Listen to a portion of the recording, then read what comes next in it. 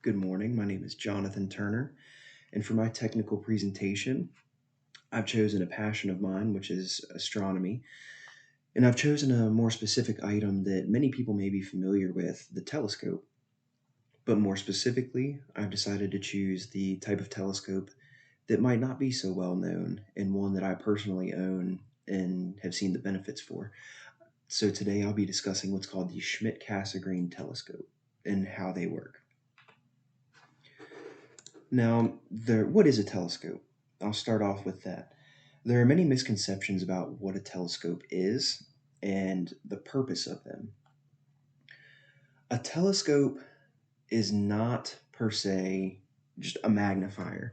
Yes, magnification is a piece of a telescope, but its key point is to collect light.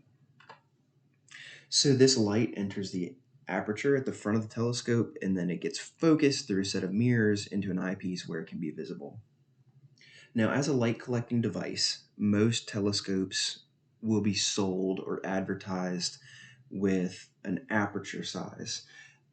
For me personally, my telescope says it's an 8-inch Schmidt-Cassegrain telescope, and that 8-inch is talking about the aperture across and how much light can be let in. The more light that can be let in, the greater images you're going to be able to see, the more dim objects that are in the sky you'll be able to see. So the larger the number, the better the viewing is going to be. So the act of focusing the light is what gives the telescope its magnifying characteristic. So now we'll move into how it works and how it uses this light collecting to achieve that magnification. So as I said previously, telescopes work by taking in light through the front opening, the aperture. The light then travels down the tube, which is the main body of the telescope, and into a concave primary objective mirror, as you can see right here. The point of the concave mirror is to then reflect the light back up to a specific point on a secondary mirror, which is rotated at a 45-degree angle to where the eyepiece is. And then that eyepiece is how you can see what's being taken in from the telescope. So how do we take this knowledge and apply it to figure out how a telescope magnifies the image?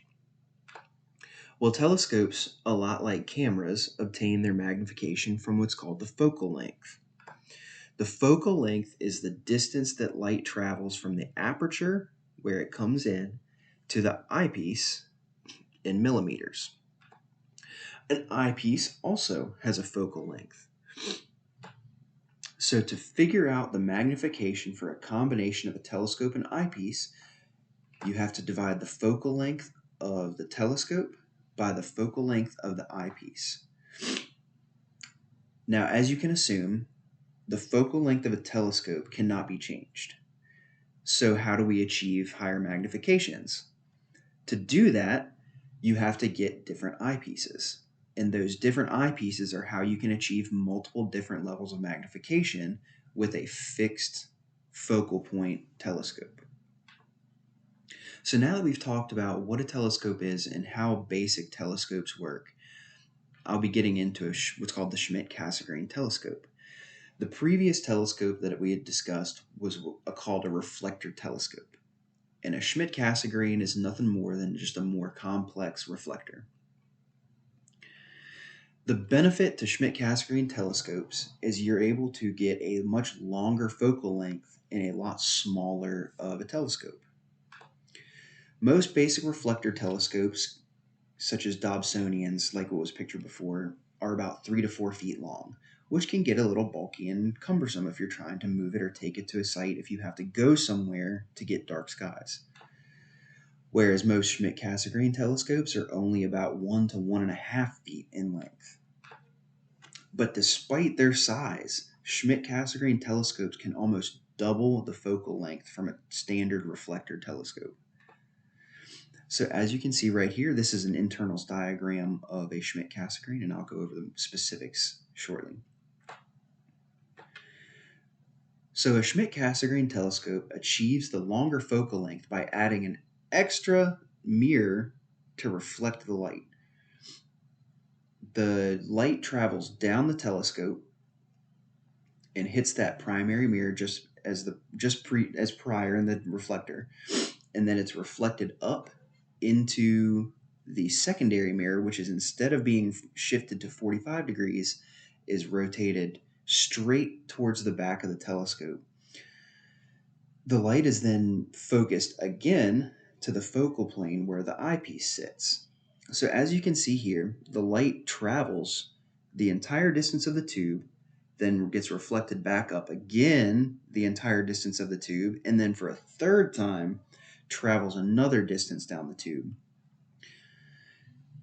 And as you can see, the corrector plate at the front is just a way that it keeps the light hitting the exact same at the exact same radius around the primary.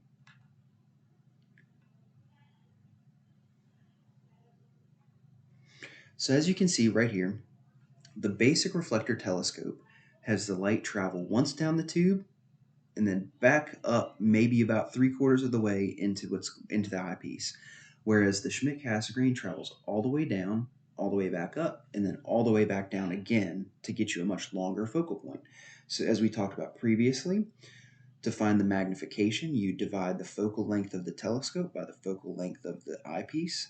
So by adding a lot longer distance that the light has to travel in the Schmidt-Cassegrain, you are able to achieve much higher magnifications in a lot smaller of a telescope.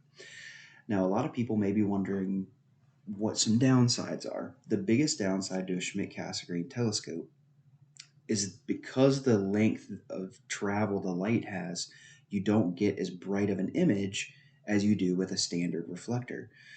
That can lead to a lot dimmer of an image. It can make it harder for you to see some images in the night sky, but being able to have that extreme portability makes it a very valid telescope to have in a collection.